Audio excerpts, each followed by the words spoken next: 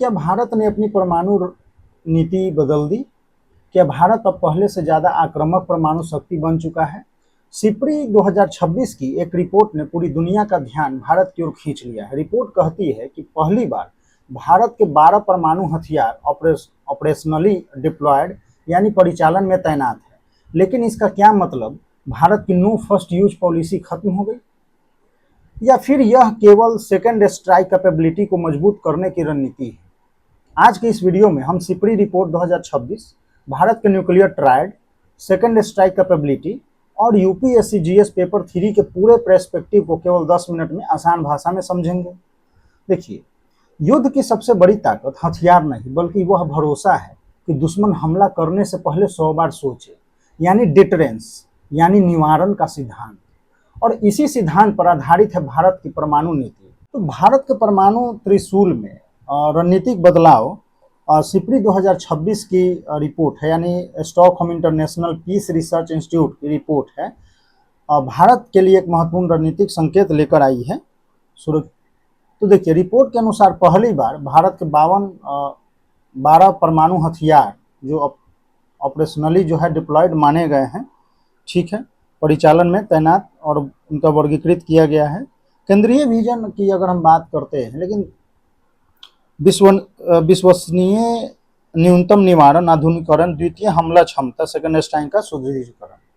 तो लेकिन ध्यान रहे कि शक्ति का उद्देश्य केवल युद्ध जीतना नहीं बल्कि युद्ध को होने से पहले रोकना। यही भारत की परमाणु नीति का मूल दर्शन है। सोर्स की अगर हम बात करते हैं तो the Hindu, Sipri report,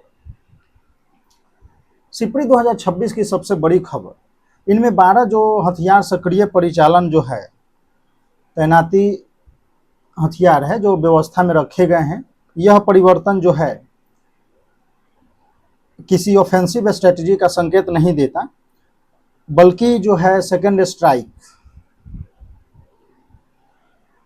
capability के अधिक विश्वसनीय क्रमिक रूप से मजबूत करने का दर्शन देता है। सिद्धांत की अगर हम पुष्टि तो देखिए, नो फर्स्ट यूज पहले इस्तेमाल न करके सिद्धांत का विश्वसनीय न्यूनतम प्रतिरोध, क्रेडिबल मिनिमम डिटरेंस की नीति को अधिक व्यवहारिक सुदृढ़ बनाता है।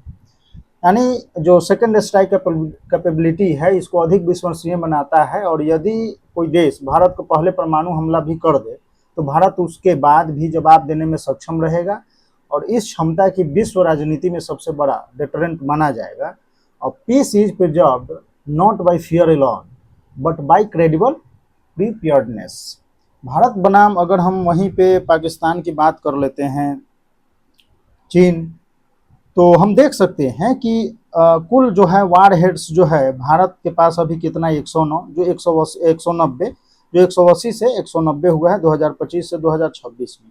चाइना के पास 620 और पाकिस्तान 170। परिचालन के रूप में 12 है, इसका 34 है, इसका सभी रिजर्व में आरक्षित। तो भारत के पास 178 अलग किए गए युद्धक हैं, इसका डेटा नहीं है। और रक्षा व्यय पे तो 92.1 बिलियन यानी यूएसडी में 8.9%, ठीक है। तो देखिए,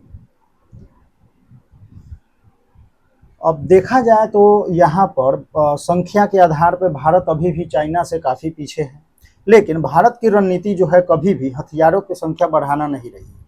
भारत का सिद्धांत है क्रेडिबल मिनिमम डिटरेंस, यानी जितने हथियार सुरक्षा के लिए आवश्यक हो केवल उतने ही, ठीक है। भारत की अगर हम पारंपरिक परमाणु नीति की बात करते हैं तो 1998 में भारत ने अपनी 98 के पोखरण जो है 2 परीक्षण के बाद भारत ने हमेशा एक जिम्मेदार परमाणु शक्ति के रूप में अपनी पहचान बनाई। भारत की सबसे बड़ी विशेषता रही है कि वार हेड मिसाइल को अलग अलग रखना, ठीक है।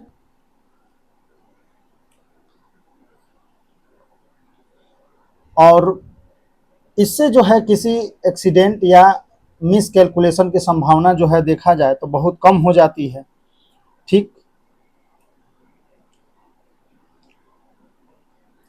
और इसके साथ ही देखा जाए तो भारत में परमाणु हथियारों पर जो अंतिम निर्णय है सेना नहीं बल्कि पॉलिटिकल लीडरशिप लेती है, यानी पूरा नियंत्रण जो है न्यूक्लियर कमांड अथॉरिटी के पास होता है। तो अब बोल सकते हैं परमाणु कमान जो है प्राधिकरण है, तो राजनीतिक परिषद में अनुमोदन प्राप्त करके वैधानिक रूप से अनिवार्य किया जाता है। तो यहाँ उत्तरजीविता और योग्य जवाबदेही करवाई, तो शांतिकालीन व्यवस्था हथियारों को निरंतर अलर्ट पर रखे बिना ही एक मजबूत विश्वसनीय जवाबी कार्रवाई सुनिश्चित होती रहती है। यानी देखिए, परमाणु हथियार जितने शक्तिशाली होते हैं उतने ही मजबूत उनकी राजनीतिक जवाबदेही होनी चाहिए। ठीक है, तो बदलाव क्यों आ रहा है? आज का सुरक्षा वातावरण 1998 जैसा नहीं है। भारत के सामने दो बड़ी चुनौतियां हैं, एक तरफ चीन, दूसरी तरफ पाकिस्तान है। इसलिए भारत अपने न्यूक्लियर ट्रायड को मजबूत कर रहा है। विशेष रूप से SSBN हो गया, तो बैलिस्टिक मिसाइल पनडुब्बी हो गए, बड़े बेड़े में शामिल होने भारतीय द्वितीय हमला क्षमता अभेद हुई। और जो देखा जाए तो जमीनी की तुलना में समुद्र में पनडुब्बियों को पता लगाना अत्यंत कठिन है।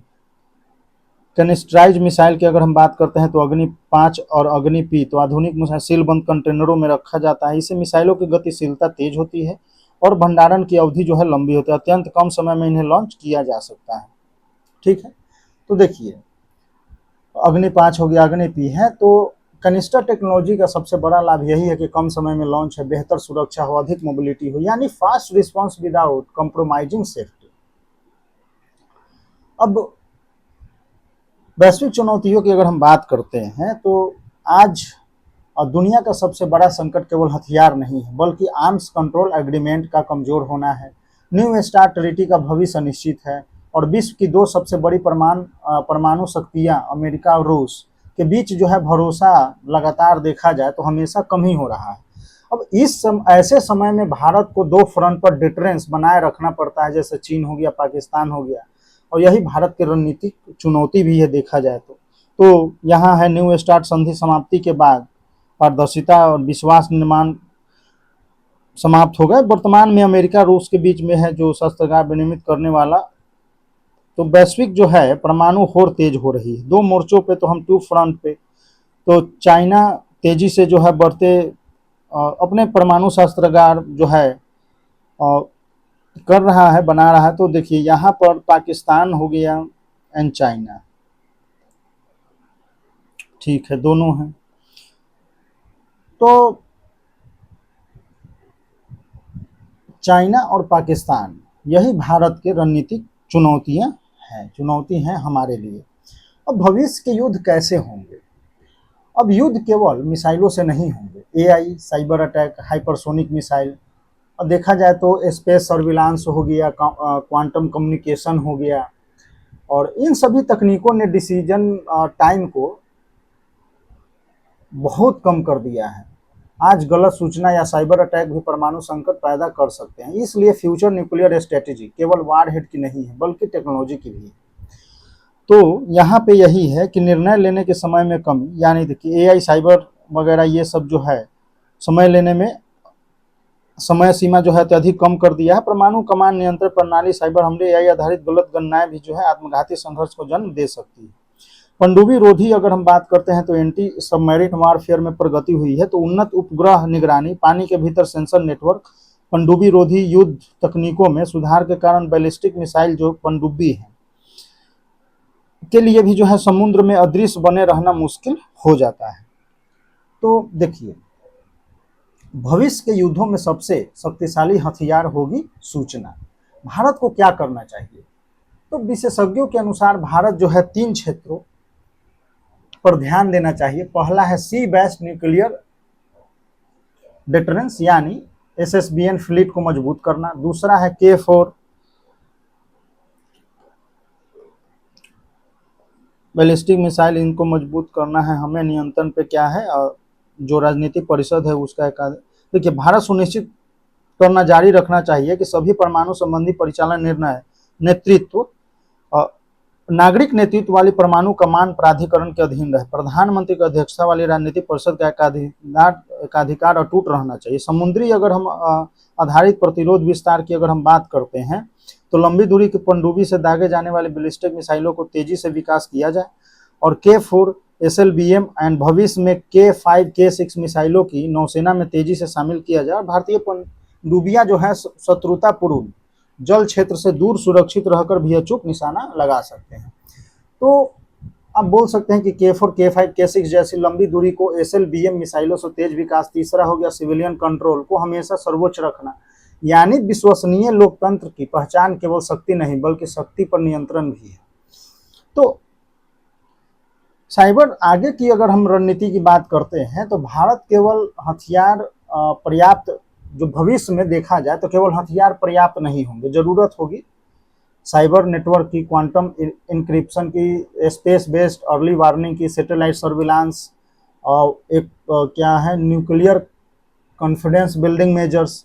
अब भारत को एक तरफ अपनी सुरक्षा मजबूत करना होगा, दूसरी तरफ वैश्विक जो न्यूक्लियर रिस्क रिडक्शन है उसमें भी नेतृत्व करना होगा। यही भारत की रिस्पॉन्सिव न्यूक्लियर पावर वाली पहचान होगी।